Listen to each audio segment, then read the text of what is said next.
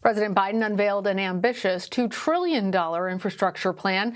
Part of the legislation is aimed at fixing the nation's roads and bridges and creating more affordable housing.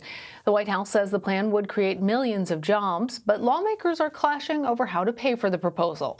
The Biden administration wants to pay for it through an increase in the corporate tax rate, which has already led to opposition from some Republicans. CBS News Chief White House correspondent Nancy Cordes has the latest.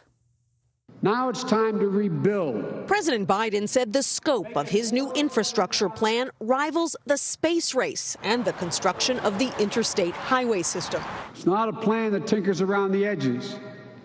It's a once-in-a-generation investment in America. $620 billion would be used to fix traditional infrastructure, including 20,000 miles of highways and roads and more than 10,000 bridges. $650 billion more would go towards installing universal broadband, replacing lead pipes and service lines, strengthening the electrical grid, and building affordable housing. It will create millions of jobs, good-paying jobs. The U.S. lags behind 12 other nations when it comes to infrastructure quality. That bridge was kind of really in bad shape. Rich Fitzgerald is Allegheny County executive. For a decade, he has been hoping to extend this busway to towns outside Pittsburgh. 30, 40 years ago, when those mills shut down, those communities still have not recovered. So to be able to connect those communities to the job centers provides opportunities. Does your county have the money to fund these projects on its own? No, not even close. The White House wants to raise those funds by increasing the corporate tax rate from 21% to 28%, and by hiking taxes on overseas earnings. If it's a Trojan horse for a massive tax increase, put me down as highly skeptical. And Nancy joins me now for more. Nancy, good to see you. So how does the administration hope that this infrastructure plan will help the economy overall?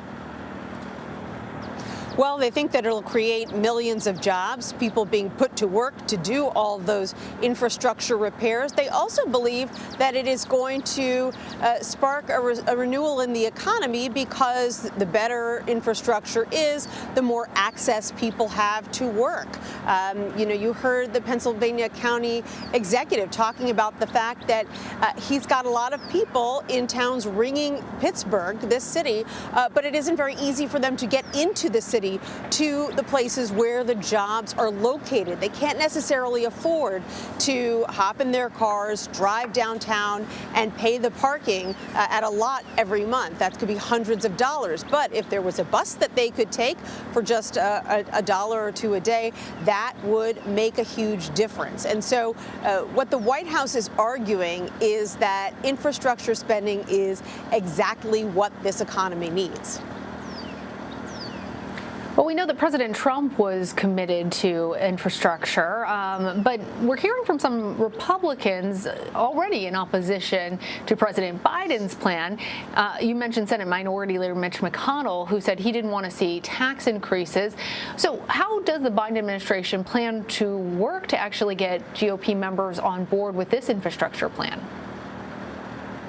You know, it's interesting. President Trump did talk a lot about infrastructure, but he never actually produced a Republican infrastructure plan. And by the end of his presidency, it almost became a running joke, because the White House would often say this was going to be infrastructure week, and no infrastructure plan materialized. The big challenge for President Biden is that, on one hand, Republican lawmakers have long insisted that if you are going to put forth a massive infrastructure spending bill, that's something that they could support if it is paid for.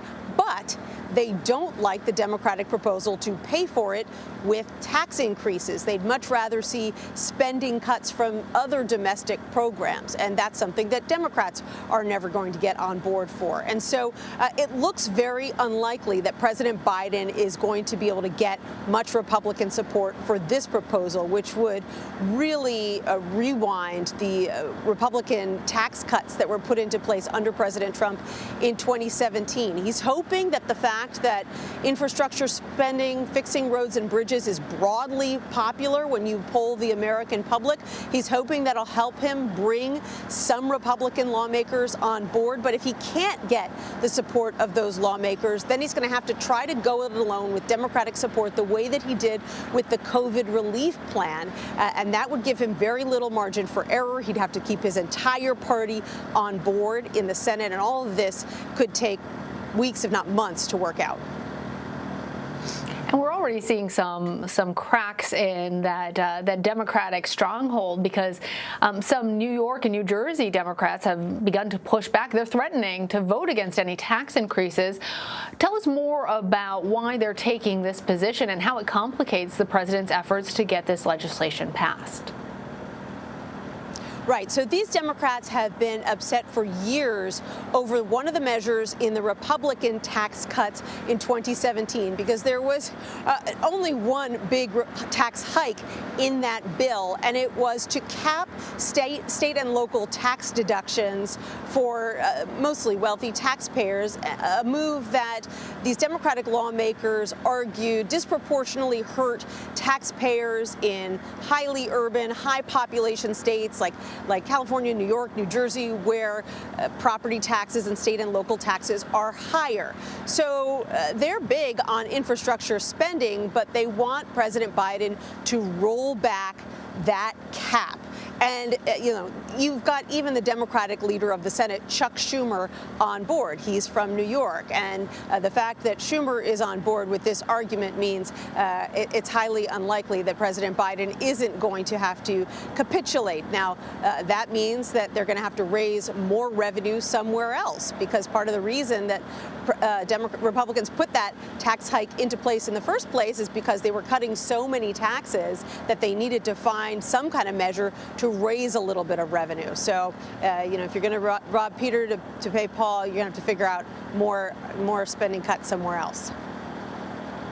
Yeah. All right. Well, Nancy, the second part of this infrastructure plan is still set to be unveiled next month. Do you have any details on that?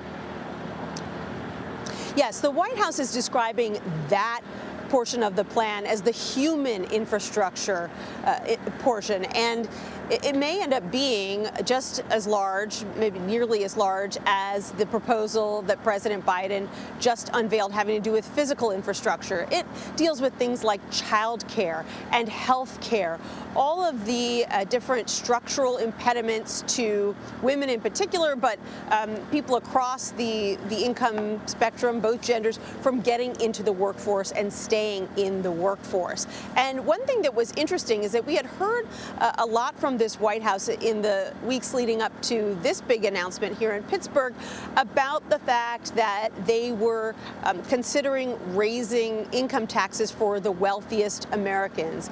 But that was not something that ended up being in this proposal. It only addressed corporate taxes. And so it appears likely that the White House was kind of saving those tax increases on wealthy Americans for this second phase, which could be $1 to $2 trillion in and of itself, which they're saying will be released at some point in April. One last question for you, Nancy, before we let you go. President Biden is set to hold his first cabinet meeting on Thursday. Who do we expect will be attending, and what more have you learned?